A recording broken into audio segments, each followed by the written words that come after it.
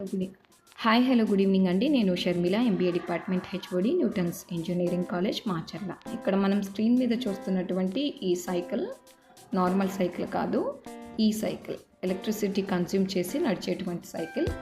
So ఈ సైకిల్ని తయారు చేసిన స్టూడెంట్ రంజిత్ కుమార్ ఇక్కడ బండి ఒకసారి నడిపి చూపిస్తున్నారు చూడండి.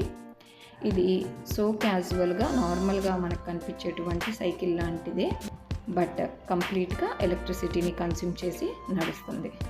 సో ఇక్కడ రంజిత్ కుమార్ ఒకసారి బైసికల్ ఎలా నడుస్తుంది అన్నది ట్రయల్ వేసి చూపిస్తున్నారు కదా. ట్రయల్ అయిపోయిన తర్వాత ఒకసారి తనతో మాట్లాడి అన్ని విషయాలు క్లియర్గా తెలుసుకుందాం.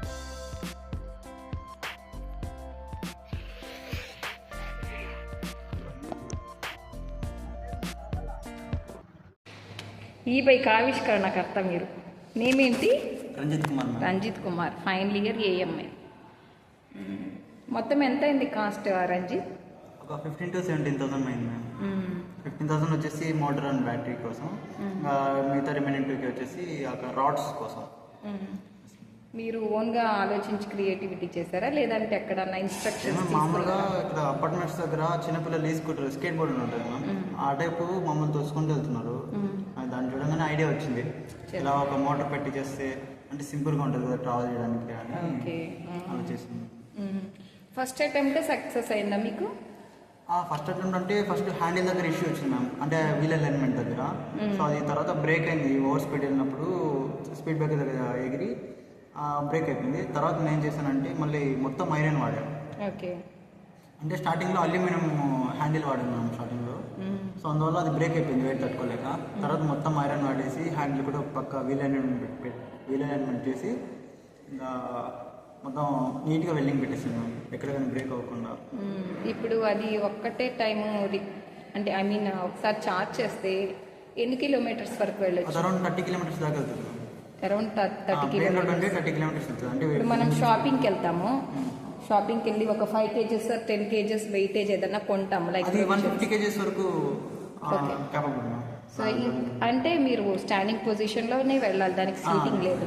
కావాలంటే సీటింగ్ ఎక్స్టెండ్ చేసుకోవచ్చు. అయితే సీటింగ్ చేస్తే అది ఫోల్డబుల్ మ్యామ్, అంటే దాన్ని మడత పెట్టుకుని ఎక్కడికి కావాలంటే అక్కడ తీసుకెళ్ళచ్చు. మీరు చేసేటప్పుడు మీకు అందరు ఎంకరేజ్ చేశారా లేకపోతే చూసి నవ్వడం అలాంటివి ఏమైనా జరిగాయా? ఎంకరేజ్ చేశారు. ఫస్ట్ ఎవరు ఇచ్చారు మీకు బూస్టప్? ఫ్యామిలీనా?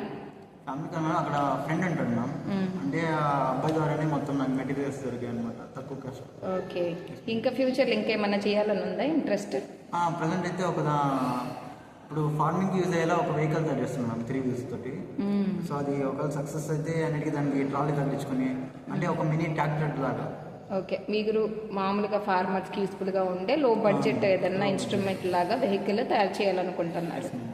సో అది కూడా ఇలాగే ఈ బెస్ట్ ఎలక్ట్రికల్ అంటే ఈ బెస్ట్ ప్లస్ పెట్రోల్ రెండు మ్యామ్. అది ఇప్పుడు మీరు ఏదైతే ఈ బైక్ చేశారో యాస్టీస్ చిన్నపిల్లలు తొక్కుతుంటారు కదా సైకిల్ మాన్యువల్గా, మనము పెడల్ హెల్ప్తో తొక్కుతుంటారు పిల్లలు. సో అలా మాన్యువల్ దానికి ఇలాంటి సేమ్ బ్యాటరీ సిస్టమ్ అరేంజ్ చేసుకొని ఫుల్ఫిల్గా ఒక బైక్ అనేది తయారు చేయొచ్చా? కాకపోతే వెయిట్ ఎక్కువ పెరుగుతుంది. వెయిట్ వాళ్ళు ఎలా ఉంటాయి అంటే చిన్న లైట్ వెయిట్ ఉంటాయి చాలా, అంటే మళ్ళీ కూడా లైట్ వెయిట్. కాకపోతే ఈ బ్యాటరీ అనేది కొంచెం సైజ్ ఉంటుంది కదా బ్యాటరీ అండ్ మోటార్, సో దానికి అయితే పాసిబుల్ అవ్వదు. నేనేం చేస్తానంటే మొత్తం ఫ్రేమ్ మొత్తం నేనే బిల్డ్ చేశాను.